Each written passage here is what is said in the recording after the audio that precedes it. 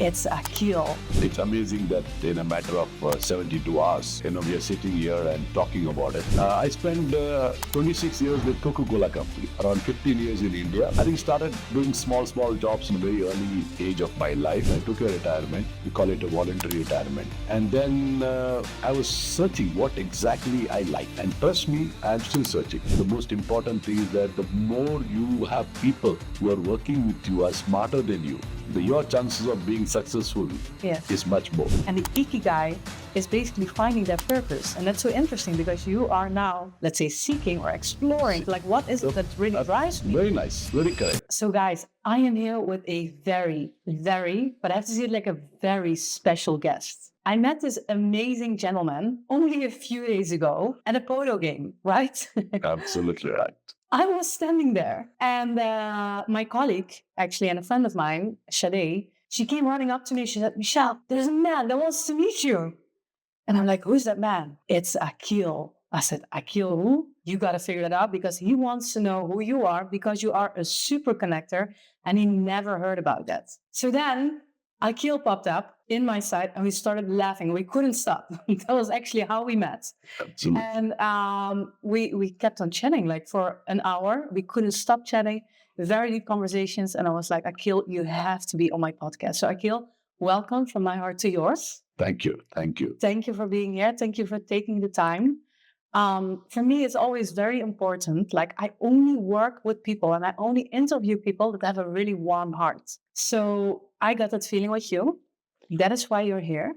And I want to ask you, what is something that really warms your heart? I think, first of all, thank you. Yeah. And I think it's amazing that in a matter of 72 hours, we are sitting here and talking about it.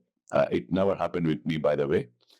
Even though people do tell me I'm very extrovert, but I do take my time. But I think there's something special in you, which I think, made me to spend almost, I think the whole evening we spent with you and your lovely team. Yeah. In fact, I think on the way back, we traveled together also with both Benjamin and my friend Henry. Henry. Yeah. Yes. Yeah, the man who was making waves, actually. Rebels. Yeah. No, I don't want to talk about it. It's secret right now. So I think it's crazy. So the reason what makes me feel warm or, warms my heart is people being honest. Yeah. And one can learn that while having a very simple chat. Like, for example, and Sarah came and told me that I'm going to introduce you to somebody who's a professional connector. Yeah. I was like, does it something like that exist? And that's how I came and met you. And when you told me what you're doing, I was very intrigued to understand exactly what does it mean.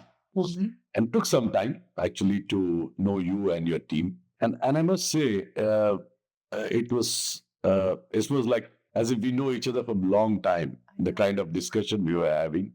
So I felt very warm and very appreciative, actually, the way you were treating me. And, it was so nice. And it's been some time since I went out for an event like this. So I think it was absolutely wonderful. Amazing. Well, you came also at the right moment. Actually, for me, it was my first polo game ever. And me making such a good friendship directly is like the best. And I was actually at that day, I was realizing, like telling myself, I'm not going to go out. I've been to so many events and now we're here in Dubai and I came here to network, go to events. And I've had a networking overload and I'm a professional connector, but also my battery sometimes runs out. Yeah, I don't know, shall I go? And I always feel like if I feel that I have to go somewhere, there's a reason. Last Sunday, you were the reason.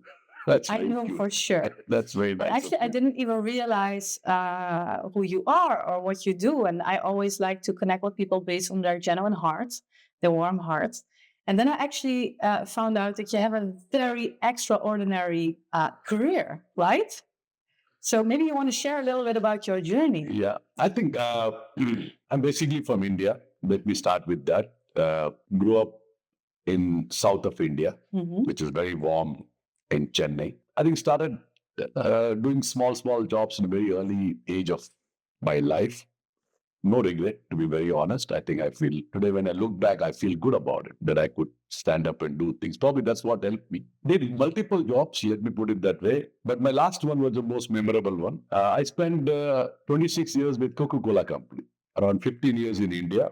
I did various jobs, various roles in India, traveled to almost the whole country. And last 11, 12 years, I was with Coke in the Middle East. Okay. So first I was a CEO for Bahrain and Qatar.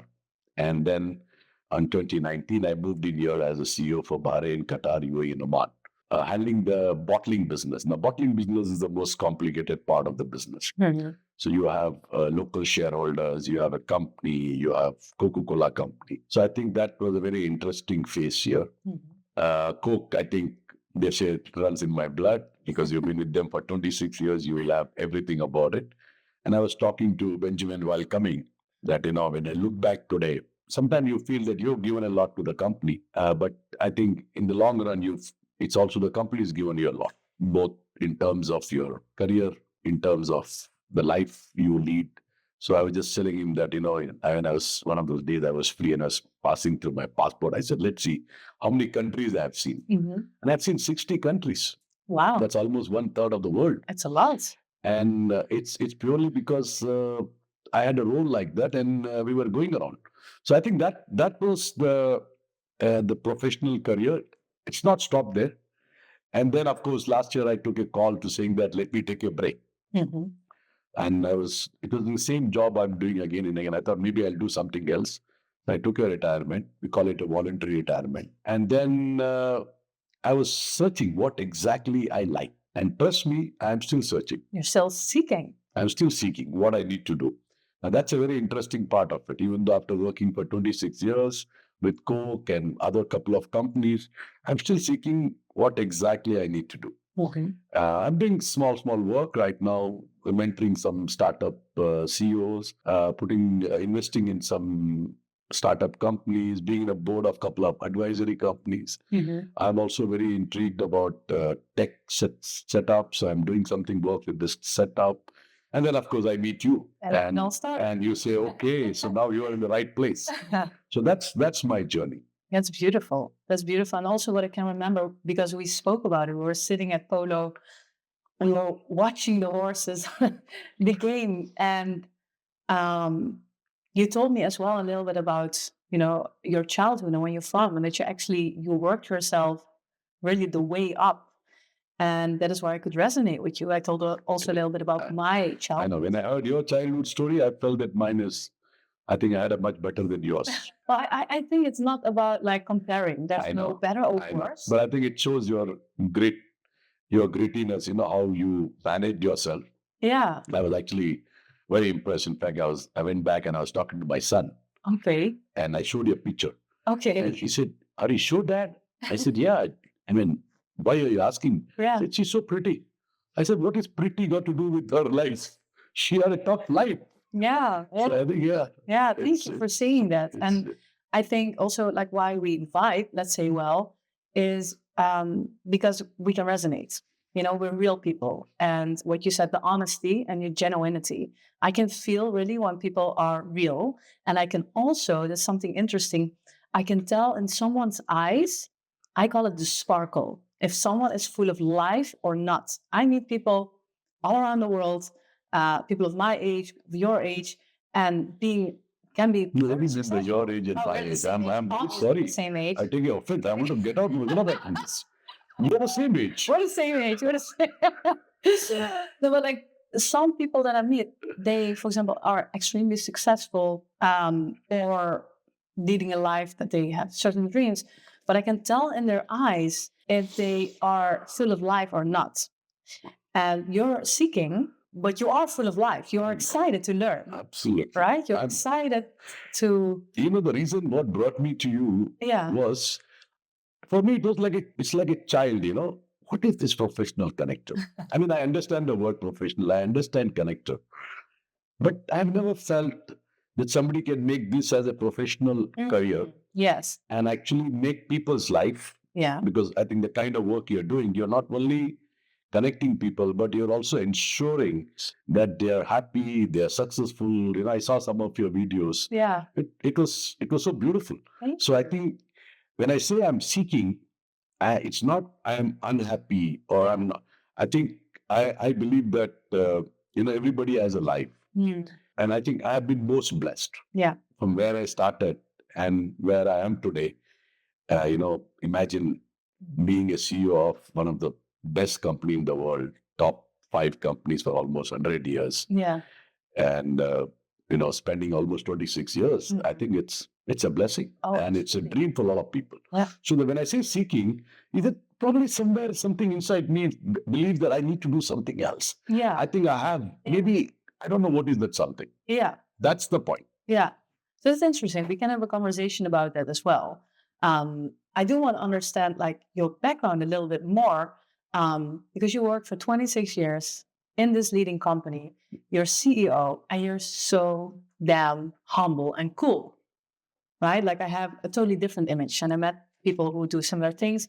They're not so full of life. How did you stay like this? I think, when I look back from the way I grew up, Mhm. from where I started up, Mhm. I always felt that your position should not define you. Yeah. I don't want anybody to come and tell me good morning because I'm the CEO. Mhm. I think maybe I met some people in my life. I think one of the person I still remember, there used to be this old man uh, when I was doing my 10th grade and I wanted a job. Uh, I met him. He was 75 and he asked me, I never knew. I thought he's an old man. I never knew how rich he was. Okay. So he told me, I don't have a job right now, but whenever we have, we will call you. So before I could reach home, those days you didn't have mobiles. So called up my mom and said, tell your son tomorrow morning to come there. And he had a black color Mercedes Benz. I'm talking about our time. Okay. So, so uh, When we were young. black color Mercedes, and he made me sit there and told me, I'll take you there. And then he told me what all he's doing it. Uh-huh. And actually, that probably stuck in my head. Just because you have money or you have fame, you don't need to underplay anybody. You can still give the same respect. And, I mean, my name in my company was, I was more of a people's man. In fact, the last assessment which we had, I was told that I should do a HR job. Oh, Because interesting. I'm more of a human connector kind of a guy. Uh, but that does not mean that I was not tough when it comes to work. Mhm. I think, let's be upfront about it. Otherwise, you can't sustain for 26 years because you have to perform, you have to deliver. But maybe my way of, when it comes to my own personality, I never try to overpower my CEO power on anybody. Yeah. Probably, for me, that was not the reason. I would go and eat with my drivers, and I will spend more time with them than, for me, that was much more enriching Yeah. than, going and having dinner with people in the 5-star hotel. Not that I was not doing it, but I think if given a choice, I would prefer that to connect more with people. I think probably those experiences of life made me to be like that. I didn't take any extra effort for it, but I think it's like that. It's interesting. I told you when I met you about my journey in my career, and that I worked as a business development manager and advisor for a big corporation in South America that has different franchises. The owner of that company, which is a very good friend of mine, showed me, also good-hearted, showed me a different way of doing it. I can remember the first day that I came into the office. So basically, how they found me was very interesting. I was before that job, I was a director of a educational institute for security and safety risk management training. Wow. I was very young, at 26. I did this for a career. Did you do a professional course on that? Sorry? Did you do a professional course on that? Oh, no, because my background is actually education and training. And the owners of the company, they were seeking for a new managing director. And they had a managing director before, but he was very let's say he was the son of a oil company director who was actually not super ambitious. He just had the right connections and a beautiful car, could get in everywhere, but he was not delivering. Yeah, it was. Right. So they found me and they say, like, you're great with people, just like you. You maybe don't have the background, but you have all these skills. So they hired me. I did this for almost 3 years. And then I thought, I don't know. I don't know if I want to do this for the rest of my life. I want to be an artist. So I started an art company, actually, and I became a wood artist. And very fast, I found out I can't pay my rent. After 3 months, like, that was so. So then I started networking a bit, and then I found a lady. She was the director of Marriott Hotel in Suriname, a Chinese lady, Lisette. She said, "You're amazing. You got to meet Arun, the owner of that company. Do you know him?" I was like, "No, very famous guy." I was like, "No, I've no clue." So I go to the office there, and I walk into the office, and it was a big boardroom, very formal. He was sitting at the head of the table. Lisette was sitting next to him. Welcome. And I walk in. It's like, "Hey, Aaron, I'm Michelle." And he starts laughing because Suriname was very formal and like a big hierarchy, let's say. She's like, "Who's this girl? Like, who's this woman, right?" I thought, because I just wanted to make money, actually, I was not super ambitious. I was just an artist, needed to make more money. He said, he's asked me, "Tell me, who are you? What do you do?" and stuff. So I told a little bit about myself. He says, "I'm going to work with you." I'm like, "Okay." He says, "Can you leave the room?" I left the room. Then in half an hour, he was, I don't know, discussing what he said about me. I came back. He says, "I want you to be our new business development advisor." Like, I have no clue what is business development, the word. I was not in the commercial space really in that sense. And then he invited me to join. I said yes, 2 days a week. I could like sustain my arts, but very soon it was too much actually of 2 little days to do that job. So I ended up working 4 days a week, and 3 days a week I was an artist. But the first day in office, while I'm telling this story, I walked in, I started working with him, and it was a break. The HR manager told me at 12 p.m. or 1 p.m., the whole team eats in the canteen. So what do? I go at 12 p.m., I go to the canteen, I eat with the normal people. And then my boss, he walked in and he's like, "What are you doing? Come back." I'm like, "Sorry." Go back to his office. He says, "Michelle, we don't eat with the people." I'm like, "But those are my colleagues." And I was directly at the top of the company, but I didn't understand the hierarchy. And I'm bubbly with everyone. He says, "Yeah, I prefer that you eat with us." So I ate with his wife and him and the director of Marriott, business development director she was. So we had a separate lunch always. And to be honest, I didn't like it. I didn't like it at all because I think when you eat with the full team, it doesn't matter with the cleaner, the receptionist, we all are needed to run this company, right? So there's no better. No, I think that's a beautiful culture with Coke. Yeah. We don't have a separate canteen. Yeah. For Yeah. And we all eat in the same place, and we eat the same food. Ooh. Okay. Interesting. Yeah. Same food. Yeah. We all stand in a queue. Yeah. We eat the same food. Yeah. Yeah, so that was their different. And the main reason that he did that was, I think, he wanted to be effective because he wanted me to be constantly next to him. So then he says, maybe you wanted to use that lunchtime to have a chat with you. Yeah, gives you additional kinda. 30 minutes. Kinda, yeah. Yeah, Sometimes that can happen.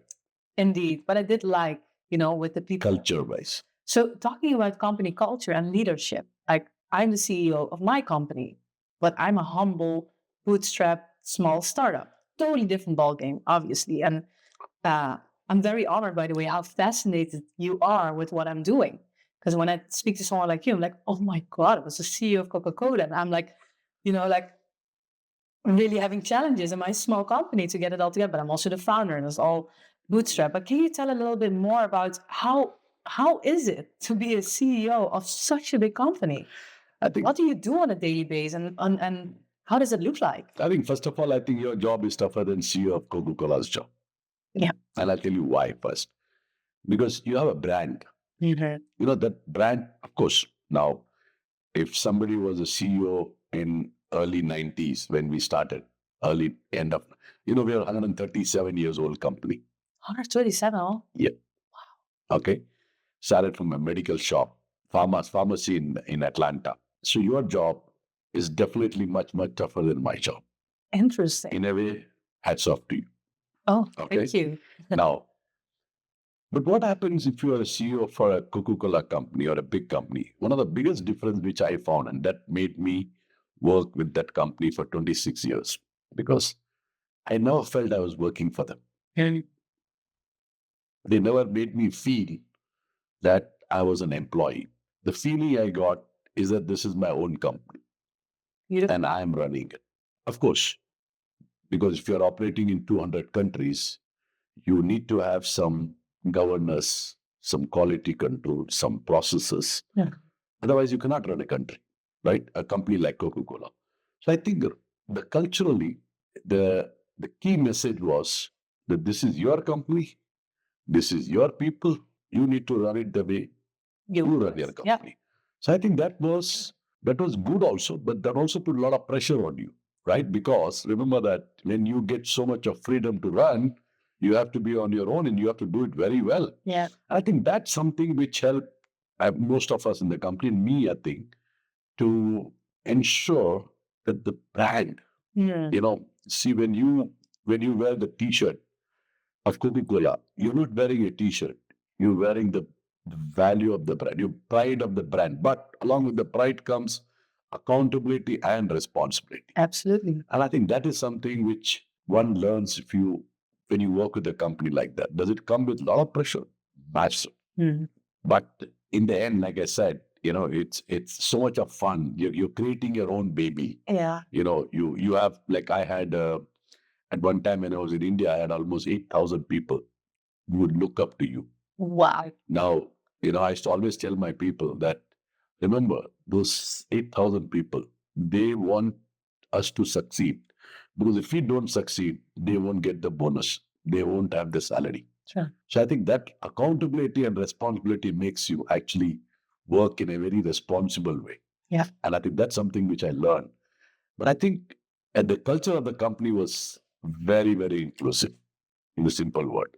So you would say for every company, that's like the key to making it work. I personally think, I think I have met a lot of people from a lot of companies, but when I talk to them, I definitely find that the success of most of the companies, I think it's very close to this kind of a approach where you're transparent, you are ethical, Yeah. you're inclusive, you value integrity, you value the human values. Yeah. It's so important.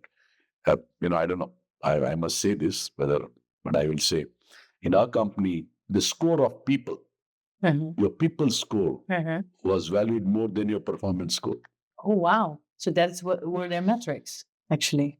So you can do all the good work, but if your people score falls, Yeah. sorry. Yeah.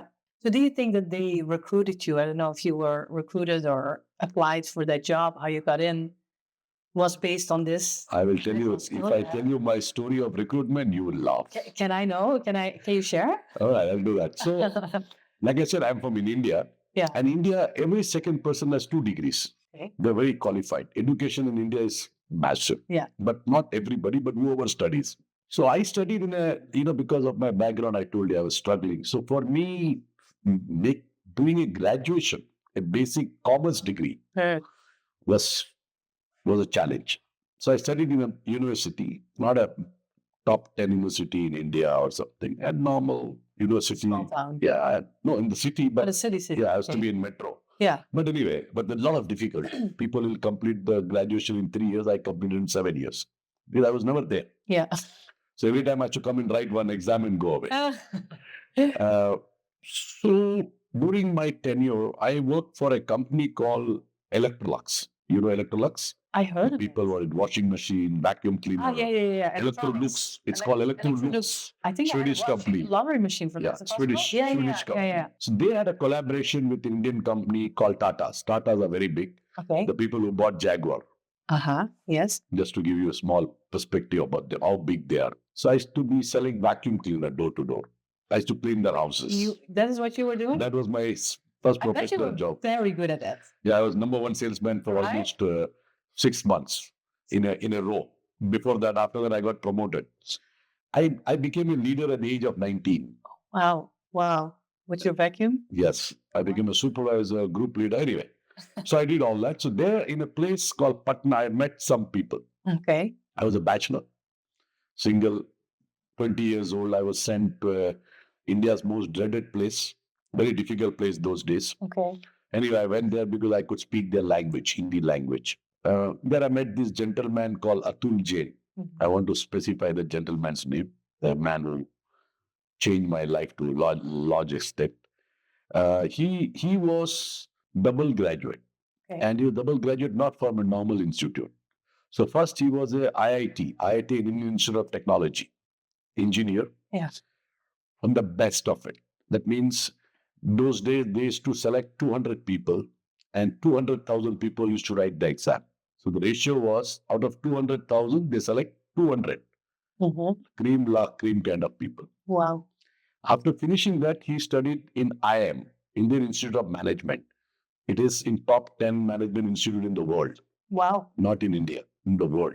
So after working there, he joined Coca Cola company as a brand manager for a brand called Thumbs Up. Thumbs Up is a Coke brand which we acquired in India, Which is really good. which is number one brand in India. Love. In spite of almost 25 years in we have been there, the number one brand is Thumbs Up. He joined there. So when I moved to Chennai back after my work, he was there in Chennai. We were friends. We were very now also we are very good friends. So one day he called me up and said, "Listen, you want to join Coke?" I said, "You got crazy. You are at IIT and I am. With great difficulty, I have done my college." He said, "That's not your problem. I have set up an ET appointment for you at 4 o'clock. You have to meet this gentleman called Baring Olafsson. He was an Icelander. Sounds like it. Yeah, he was an Icelander. Yeah. Tall, 6'7". I met him in Taj Hotel. My interview lasted for 3.5 hours. Wow. In 3.5 hours, I could see tears in his eyes. He told me, I will get you a job in this company, but this country is a big problem. I said, because they only look at degrees here, and yours is not very good, but I will fight. Anyway, it took him almost 6 months to get him a job, but he did get me a job. Wow. So I was a 93rd or 94th employee in Coke in India those days. And Coca-Cola came back in 93. We were kicked out earlier. Okay. So 93 we came back, and I joined in 97. I was 93rd employee. That's how I That's joined. impressive. That's very impressive. So on what position did you start? I joined as a franchise manager for a city which I was staying, Okay. Chennai. Because I can speak the local language. Yeah. I knew the place. Yeah. So, but I was not from this industry. I was selling vacuum cleaner. Yeah. Totally And I different. came to sell Coca-Cola. Totally different. Completely different. I had no clue what is this. Totally different. So how was it for you, the transition? I think initially first 1 week I was I didn't know whether I was able to do it. But then ultimately I realized it's all about people. Yeah. It's all about product. You learn the benefit, you understand that, and then you interact with humans. Yes. So because my role was not at the lowest level, I was in the middle level. I did not join at the bottom of the management. I was a middle manager, you can call it. Yeah. So how did you work yourself up to becoming the CEO of the region? I actually never dreamt I'll become a CEO. Let me be very upfront about it. Yeah. I mean, never. I mean, this biggest nightmare, but you became it. I didn't become. I sometimes look back and think that. But I mean, I won't take away. I won't say that I did not deserve it. I am also not that pious or humble. Mm-hmm. I personally felt that I worked very hard, because one thing which was very clear, it's small anecdote I will share with you. You have time? Yes, absolutely. Okay. We're here. So one anecdote was, when I joined that company and when I went to take the letter, the guy who was supposed to give me the letter, his name was Neeraj. He told me, "Listen, I have a letter, but we have a problem." I said, "What is the problem?" He said, "The head of HR of Coca-Cola India wants to talk to you before giving the letter." "Why will head of HR talk to me?" He said, "I don't know, Akeel." So I said, "What's her name?" He said, "Her name is Cynthia D'Souza." Go back a little bit. In Eureka Forbes, one of my favorite boss was a lady called Cynthia Roy. Okay, two Cynthias. No, her name was Cynthia Roy. This is Cynthia D'Souza. Okay, yes. I don't know after she left where she went. She left before I left. Yeah. When I left, she didn't know where I went. Okay. So she picked up the phone. I was given the room to go and speak in the. She picked up the phone and she said, Mohammed. Now, there was only one person in the whole corporate world who used to call me Mohammed was my old boss called Cynthia Roy. Now Okay. she's Cynthia D'Souza because she got divorced. That's the bridge. Mhm. So she told me that, Mohammed, I know you. You're very straightforward. You're very high on integrity. You don't play politics. This is multinational company. Mhm. Here you have to learn to do all that. Secondly, your qualification is your biggest disadvantage. Mm. So you have to fight. That means if somebody is working 100, you have to work 200 Mhm. to survive. Yeah. I'm not talking about growing, but to survive. Are you sure you can do it? I told him, I said, ma'am, my life is anyway started from where I've come reach here. Imagine working for a Coca Cola company. How can I even say no? It's a dream Yeah. for people. And I've got it. So I'm going to work very hard. She said, best of luck. Mhm. That was a message she gave me when you joined because she was very fond of me. Mhm. So I told that Neeraj, don't give the letter to Akeel. I want to talk to him because I never knew you were applied. When they told me, because she signs the letter, right? So she saw the name Muhammad Akeel. Yeah. She said, who the hell is this Muhammad Akeel? Can I get this personal file? And it said, why this guy is joining here? He's not fit for this company, according to her. He doesn't fit into this company. But anyway, as time says, she left after 4 years. I worked for 26 years. Wow. I think one of the things which you can say, I never looked at it that I have to be promoted. Mhm. Like I said, I felt that I was doing my job with a lot of passion. Mhm. By nature, I'm a very passionate person. I can tell. I don't do anything half-hearted. Yeah. And I love what I was doing. And the second thing, if you remember, I told you in the beginning, I found the company was giving huge respect. And there was so much, when it was like, it's your company. I think that helped me to work, grow. Yeah. And I think, of course, I had my own times. Not that it's always up. I mean, in life, Yeah. it's never like this. It's always like this. So I also had my ups and downs.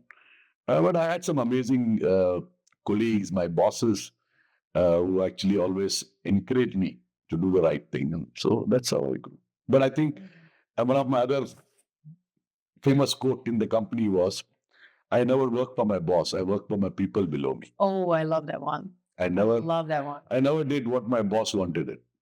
Sometimes that pissed them off, but I always did what is right for my people below me. Yes. But it worked. It worked, and it worked for a long, long time. Of course, sometimes you have bosses who don't like it. Yeah, of It's okay. course. You can't be right every time. Yeah. So I think that was a philosophy that, like I told you, that you have 1,000 people looking up to you. They are more important than one person you are looking up to. Yeah. That's beautiful. So basically you are an entrepreneur within the company, Absolutely. right? You have your own unit and doing all these things. So like if there's any like CEOs listening right now, right? Or people like me who are like building their own companies, what is like basically all this experience that you have, I think the key factor to becoming successful? I think if I sum up my life in a simple way, I think I would say that one, you should be passionate about what you're doing. Two, you should be honest. Yeah. Third thing, which I think is very important in today's work, which I think is very critical, is to ensure that you are transparent. Yeah. What happens sometimes, a lot of people I've seen, CEOs, I'll use the word CEOs, they get very challenged by the people below them. Yeah. I think that's not right. Mhm. And in today's changing world, the most important thing is that the more you have people who are working with you are smarter than you, Yes. your chances of being successful Yes. is much more. But what happens is that we all feel very insecure if I have a person who's more smarter than me, because you are thinking that that person will take my job. But let me tell you, if you're not smart enough, forget about that person. Somebody will anyway take your job. Absolutely. So how does it matter? Then you need to collaborate. So this is the simple mantra. I love that mantra. Can we put it like on a poster, like a motivational quote for Oh, I'll be very happy. Start an Instagram with all your quotes. I don't use it much, but We'll set it up. We're going to set it up. I'm going to ask my team to help you with it. Well, I think that this is what I would do. Well, one thing you said, okay, so like to summarize it, the key to becoming successful is to be transparent, right? To be honest Passionate. and passionate. So, what is the difference really between honesty and transparency? Okay. Because they are connected. It's connected, but I think it's a very good question. First, let's talk about transparency. What is transparency? Transparency is that what is your vision? Yes. If your vision is not known to your team, Yeah. right? And why it is not known? Because you don't want your team to know that you're going to become a $1 billion company. Yeah. They won't play an important part to it. Yes, absolutely. What is honesty here? Honesty is here that how you're going to do it and what is going to be your communication. Sometimes what happens, we are transparent, but we are not honest. Yeah. A lot of time we are honest and we are not transparent. Ooh, I like that. So that is where I think these two words are very connected. You're absolutely right. And both need to be used or followed in a way which actually helps both the organization and the people. Yeah. That's what I would say is the difference. Beautiful. I think it even applies to personal life, let's say Absolutely. family life, relationships, Anywhere. friendships. Anywhere. It's a very good one. Very good. Can you share with me an example of a situation that you've been in that you knew that it was the right moment to be transparent? So I can imagine that within such a big company, there's different interests, right? And some information can be displayed to the bigger crowd and some not. But you as a CEO are maybe in between the people, and sensitive information potentially of the company. Was there a moment that you were challenged to, like in between these two group of people or different interests? There are many incidences, but one of the most challenging and I think the difficult one which I felt was, we were hosting a World Cup in Qatar, last World Cup, football Okay, World Cup, yes. FIFA. Yeah. And it was coming under my territory. So you can say I was in charge of the FIFA World Cup to a very large extent. Wow. And one of the biggest challenge we had at that time was there was an embargo in Qatar by some of the countries in the Middle East, like Saudi, Bahrain, Qatar. So, and Qatar is a sea-locked country. Yeah. So it's in the land. So everything whatever you need in Qatar has to come from Saudi. If Saudi locks it, finish. Yeah. At that time, I have to take a call exactly how we are going to serve the market at that time. So there were two ways of dealing with that. One was that you try and make a huge noise saying that, listen, it's all over, I can't do it, and get all kinds of support from the company because company will go all out because you need to be. But I think what I did was I very transparently, I used my network in Qatar, met the government, then met the other government in Bahrain, then spoke to my company in Dubai, then spoke to my boss who was in Singapore. And I think what I did was I tried to create a non-panic situation, saying that even though we have a tough time, but I think if we plan it well, we will manage it well. Now, the reason I'm using this example as a transparency is because there were multiple partners here. One could have actually played the own game of being a god, But I think the reason I'm using this is that because I feel that the way I used this whole thing, I think nobody realized it when the World Cup happened that we had all these challenges. Yeah, that is what you wanted, right? That is what I wanted, and that's what happened. But the reason I'm using that as an example for a transparency is because sometimes it's important that you bring the right issue on the table, but along with the issue, as a leader, your job is to also bring in solution and multiple solution with multiple people. So I think if you handle anything like this in a very transparent way, you will get the answer also rightfully. That's one of the, I think, stays in my mind. And I think we were told by our team that it was the best hosted World Cup. We hosted the best World Cup in spite of all the challenges. Wow. The next one is in US. Let's see how it goes. Well, you're not there, so I'm sure, but I'm sure people are there. I'm sure it's a big company. But it's beautiful how you solved that situation. Do you know, is there a way for, let's say, young CEOs to practice that? Like, do you think it's a muscle that can be trained? Like being, the honesty, the transparency, and also being passionate. I think it cannot. I think yes. The answer is yes, and I'll tell you why. See, all of us in our way of life have all of this. Yeah. This is nothing which is coming from the sky, or it's not a rocket science. Either how we use it. Yeah. And what kind of. I think it's a lot of things you can read also in today's time. You can see a lot of podcasts.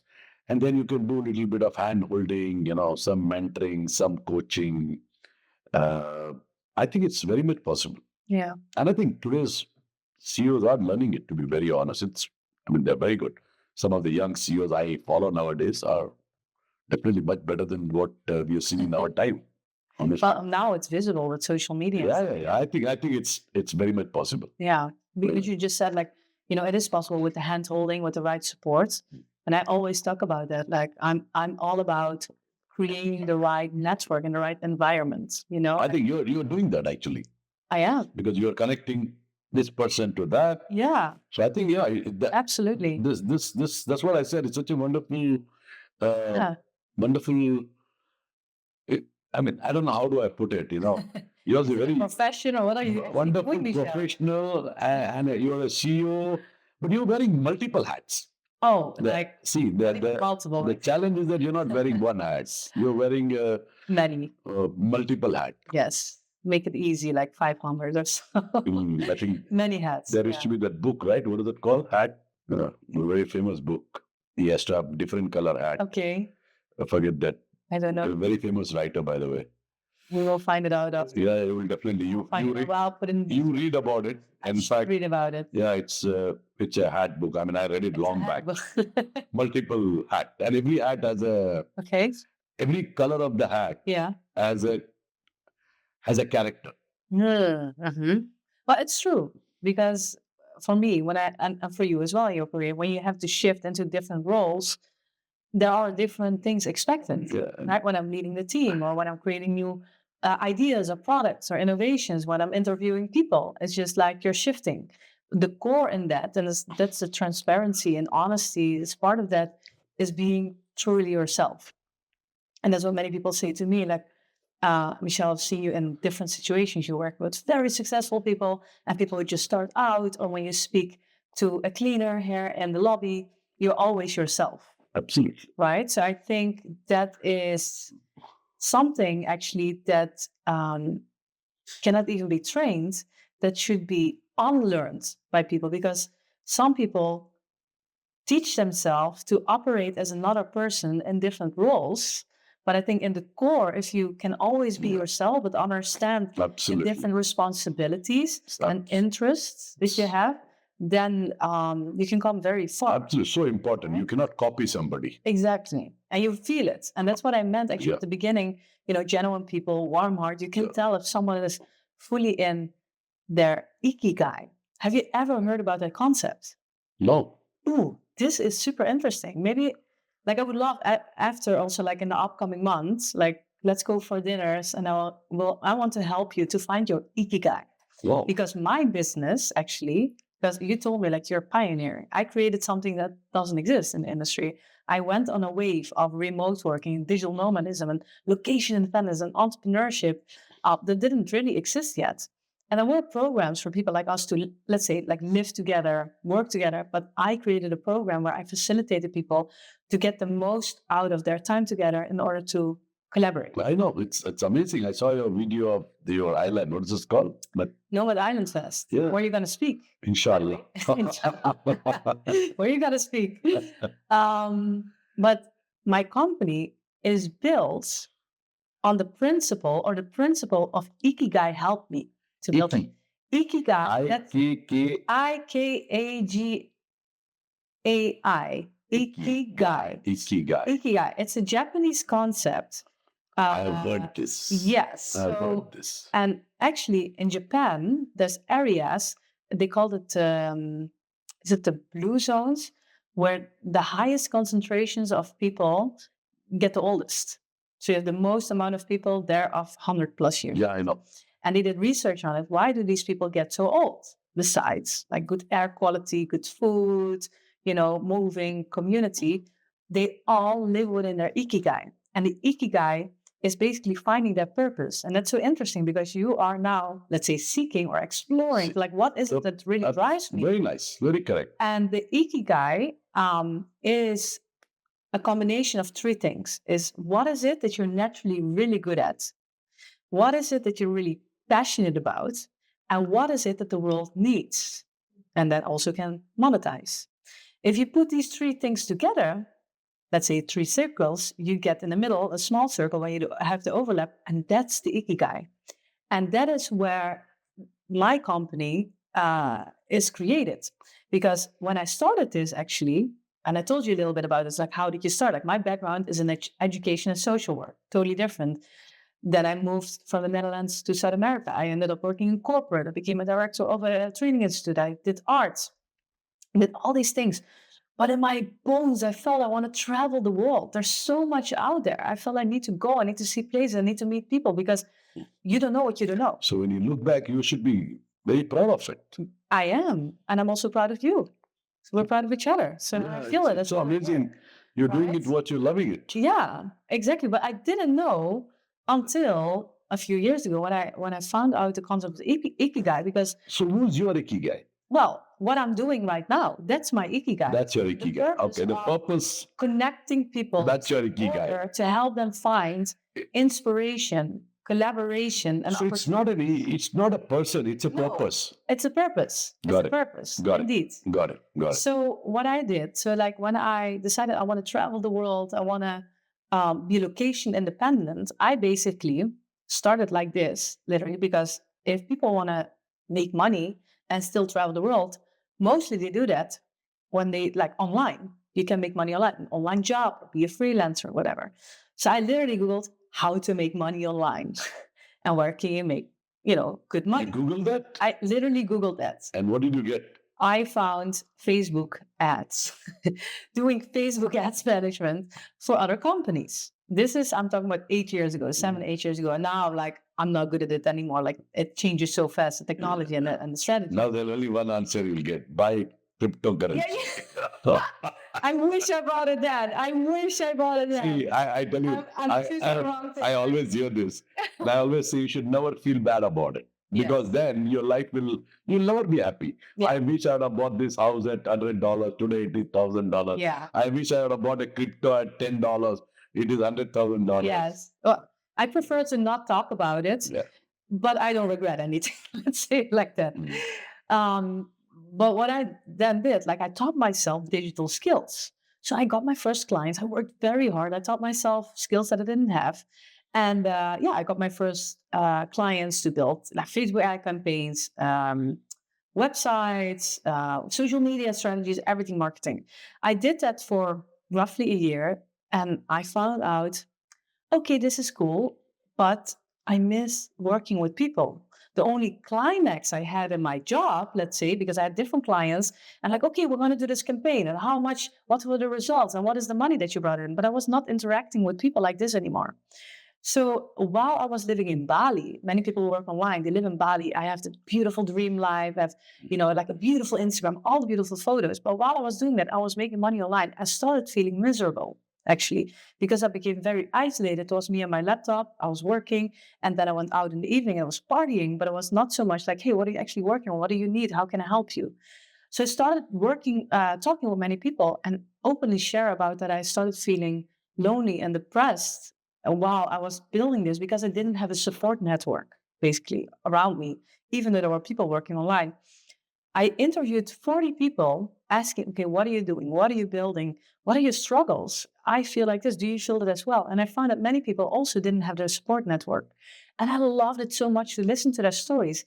And while I was actually listening to what everyone was doing, I started connecting people. I'm like, oh, wait, you do that problem solving e-commerce. Yeah. I know someone who's building an e-commerce business. You should chat. And I loved it. So in that period, I read about the ikigai. And then I got more and more clients, and I thought, okay, what do I want to do? Do I want to grow a marketing agency because I couldn't do it myself anymore? Is this for me what makes me really happy? I became okay, good at it. They're like, okay, let's stop, let's pause, let's go offline for 5 days, which is very hard for people like who work online and are like location-dependent entrepreneurs and digital nomads. I grabbed the book, The Ikigai, like about the concept. I went to Uluwatu, it's a part of Bali, it's like more remote, and I was sitting on the beach 5 days, me writing. And I did like, I wrote pages full with like, okay, what do I like? What do I really like? So this may be a great exercise with you. So I would love to go with you to the beach and do that with you. What do you really like? What are you passionate about? Right? And what are you naturally good at? So something that you think, uh, for example, you're really good in managing people. You have the people skills. You see their talents, what they need, I can how they find can it. support each other. And you think like, yeah, but that's easy, right? Anyone can do that, but that's easy for you. That's Not for everyone. I agree. everyone, right? So I mapped out what I'm naturally good at, what do I really like to do, and what does the world need? And at that point, like a lot of people started working online, became more disconnected. People need connection. People need energy from other people. People need support and inspiration. People want to be together because these kind of people always say like, oh, I escaped the 9 to 5. So they don't have the career like you. They travel the world, but you get disconnected from your family, from your friends, relationships, even though you have great experience, but it is pretty lonely sometimes. So I put it all together and I looked at it. I looked for days at my map out. And then I thought, okay, I need to create something for people like me. I don't have to do any market research because I am struggling actually with the same things that these people said. And I'm passionate about bringing people together. I do that easily. I love entrepreneurship. I love innovation, startup, human development, education, lifestyle, freedom. And I thought, you know what? I'm creating something for people like myself to help them connect. And I can be fully myself. I don't have to go It's into because you're passionate about it. right? So I found my ikigai. And the cool thing was, okay, how can I monetize it? Well, I started with, actually, I had a travel company. And originally, we were a travel company. We did road trips. It was called then the Nomad Escape, road trips for digital nomads. Escape the 9 to 5 or escape your home office or whatever, right? Or escape the order. Where? It was in Suriname? No, this was in Bali. I made it up. So from Suriname, I moved to Australia. Yeah. I lived in Australia for a year and traveled around. And I worked for a travel company with backpackers. And it was great. But the type of people, these backpackers, they were not entrepreneurial. We couldn't talk about like these things. So like, okay, what if I do something like that, but then for entrepreneurs? We can travel. We're young. We can conquer the world, but we can talk about business and growth and money and ambition. All these things. So then I can remember the day at the beach, I found my ikigai. I found it. I had no clue how to build a company. I just started with a website and a name, a domain name, a logo, and I just started posting on Facebook groups. Very genuine. Hey guys, my name is Michelle. I am a then digital nomad. I'm traveling around the world, having a hard time meeting the right people. I'm becoming lonely and pretty miserable. My Instagram is great, but this is not how I feel. I'm looking for people who want to travel with me, who wants to join. Like hundreds of people. Me. How much time took? What was the first response? This is like 7 years ago. So No, but first response took how many days? like a few minutes. Yeah. But this was many years ago. So then the Facebook groups were not so saturated as now. Now it's different how it works. You need to get approvals from the admin and all these things. And I started selling. I'm like, oh, 1,500 euros, 2,000 euros, 8,000. I'm like, wow, I never sold these amounts for myself. And I started selling. And I was like, wow, I found my ikigai. And I still am doing that in different ways and different products and services. But it led me now to being here with you. So what is your motivation? My motivation. I'm not saying passion, I'm saying motivation. No, my motivation comes from pain. I think there's two things that drive Comes from pain. Yes. There's two things that drive motivation. Those are success experiences and that is pain. Yeah. Yours comes from pain. Mine came from pain, but now it's from success experiences. Because what you see, people who become successful or do things that are not the easy way, there's a group of people who says like, hey, I came from so far. I was in a miserable situation. I don't want that anymore. I'm going to work so hard to get out of that. You have another part of it. So I transitioned from pain because I came from poverty. I came from no opportunities. I came from a family where was a lot of physical, mental abuse, drug addiction, very unsafe and violent environments. And I'm like, you know, I always said, like, I'd rather die or jump off a cliff than ending up like that. I don't want to be dependent on government support. I don't want to be dependent on someone else. I don't want to have a violent partner. I don't want it. Right. So I became very ambitious in creating a different lifestyle and a different mindset and different worlds. However, now I feel great. I think honestly, I'm one of the happiest people in the world. I mean it. Every day I wake up and I'm just like a SpongeBob. I don't know if you know the cartoon SpongeBob. I'm getting up and wanting to do things. And why I'm so motivated today, I don't have the pain anymore because I overcome it. I have the finance, I have the freedom. Is because I had success experiences and those are addictive. Now I have success, and I want more, more, more, more. But have you ever thought of going back and, trying to help the people the way you were at the beginning? Yes. And I did. I did this for many years. I was actually, you don't even know yet, or maybe I told you, I worked for almost 8 years as a social worker with school dropouts, Yeah. with kids who can live at home. So I did it. I think that's a very important thing. Yeah. This is paying back. Yeah. The positive way of doing it. Yeah. So I did that. Yeah, that's beautiful. It is also a very tough environment because there's A lot of laws, I know that. a lot of laws. So it's very tough. And then I was like, I want to say, because what I do right now is still education. It's still in a way social work, That's human it. development. Yeah. But then I want to work with people who are ambitious, who want it, and not are put to work with me because of the courts send them to me. It's very different. So what is it for you? It's like, what is your motivation? You think it came from pain or from success experiences? I think it came from pain initially, like you said.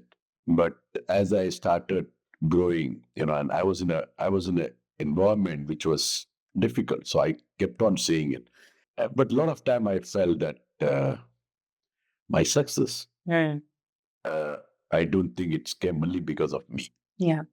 I think it came along with the environment. Yes. The support which people came around. I had a lady. One day my father came to me when I was in 7th standard, saying that, listen, buddy, you need to find a way. Money is becoming a challenge. Yeah. So I was crying, and this lady came to me and said, listen, you can cry as much as you want, but the reality is your dad is not a bad man. Mm. He doesn't have money. Yeah. So you need to support him. Yeah. So be my guest, cry. Yeah. But then it doesn't help. So go back to your dad and tell him that you will work after the school. I wanted to study. Yeah. So it's I think when you are in trouble, right? I don't think it's you who makes the difference. Of course, you need to have that will, but that environment actually helps you to actually become, what you are. So I think as I started growing, I started seeing that how can you also be a part of that environment? How do you create a better environment for others to grow? Absolutely. So that's the way it ended. Absolutely. So going back to your ikigai, because you have actually very similar drive as me, and I can tell you're a people's person. Always. You're excited to help people. You're excited to give back. You're talking about environment. You're talking about network. You talk about community, absolutely, like in a way as well.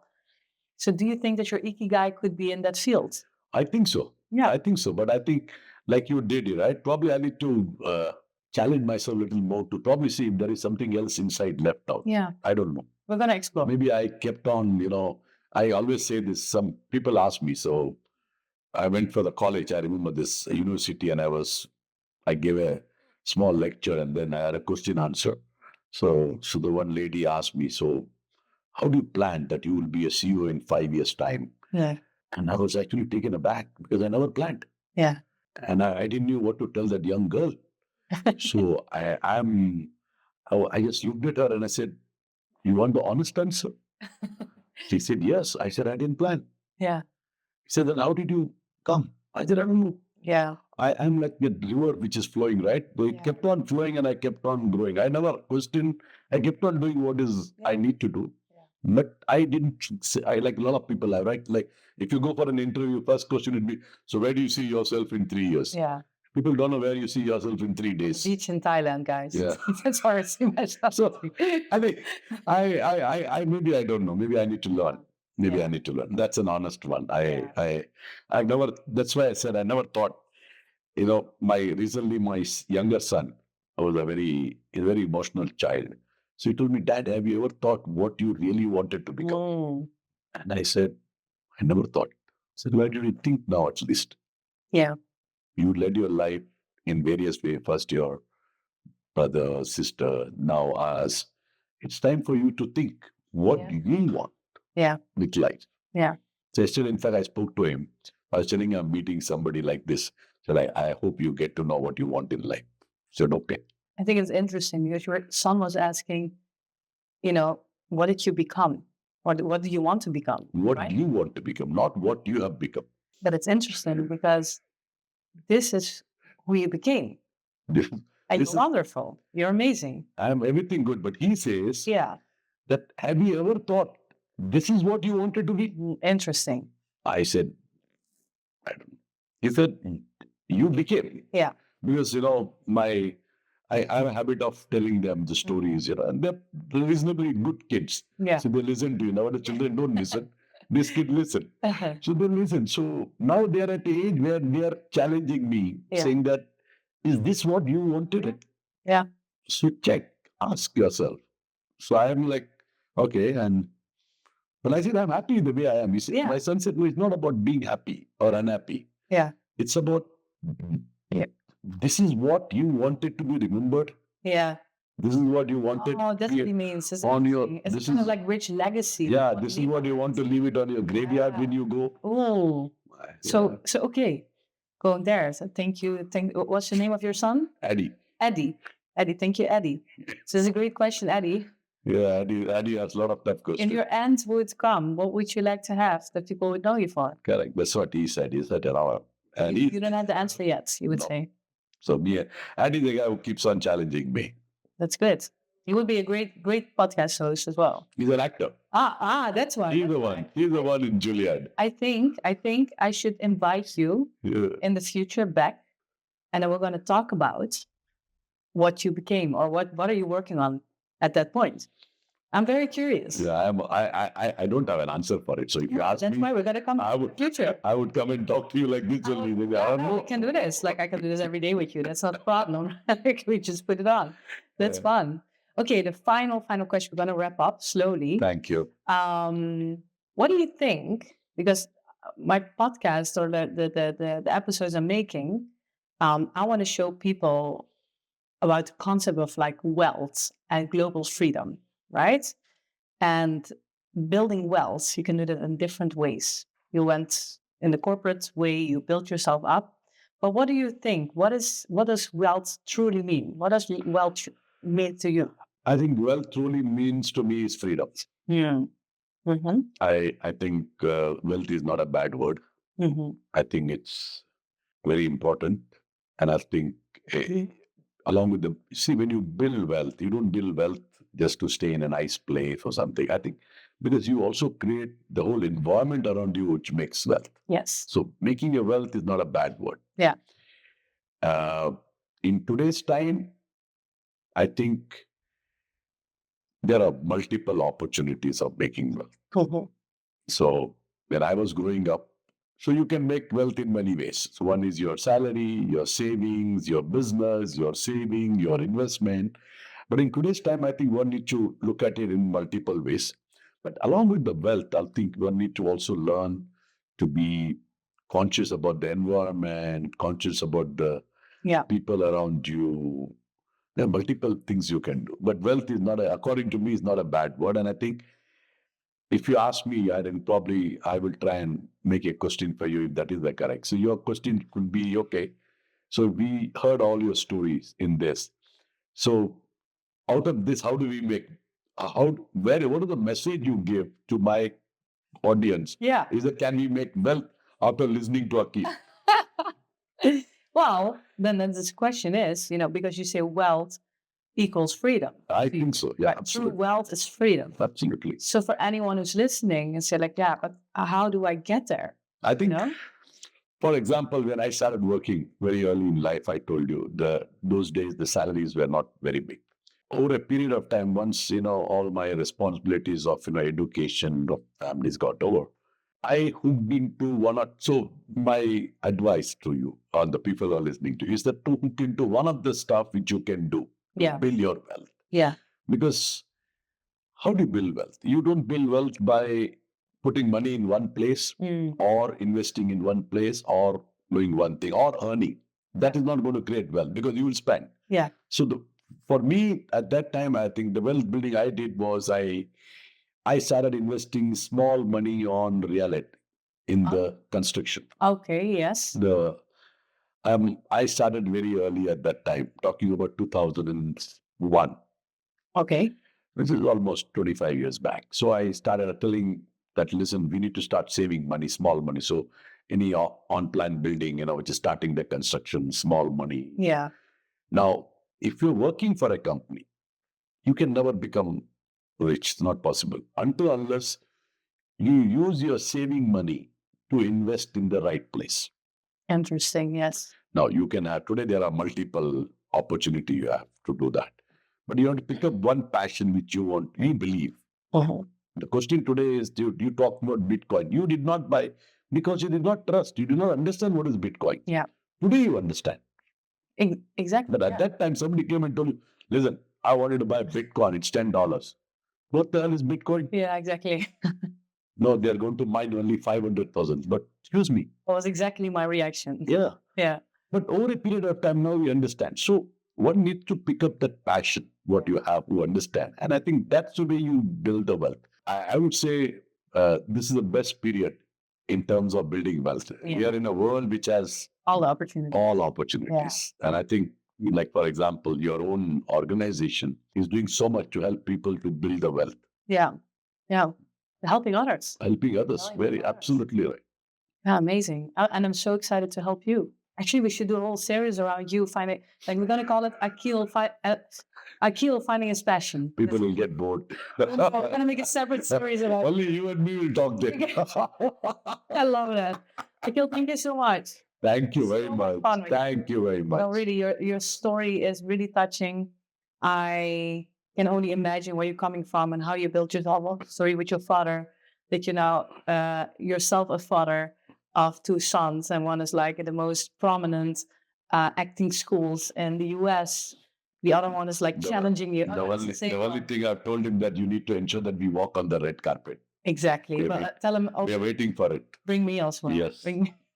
The red carpet. No, that's beautiful. No, Akeel, thank you so much. For other people, if they want to connect with you or if they want to follow you, because you are helping startups and young entrepreneurs, is there a way for them to find you? Yeah, I think we can do that through you. We can talk about it. Yeah. Okay, beautiful, beautiful. Well, guys, I had the honor to spend this hour with Akeel, my new friend here in Dubai, and also inspiration. Even though you don't know what you want to do at this point of your life, that can actually be a very beautiful moment, because I meet a lot of people who also come to me like, I don't know what to do, but it's a blessing because it can be a new start. Absolutely. Right? Absolutely. So you're not stuck now. So I wish you so much luck in your journey. Thank you very much. I got your back. And again, thank you so much. Thank you very much. I'm going to give you a hug. Thank you very much. I thank you.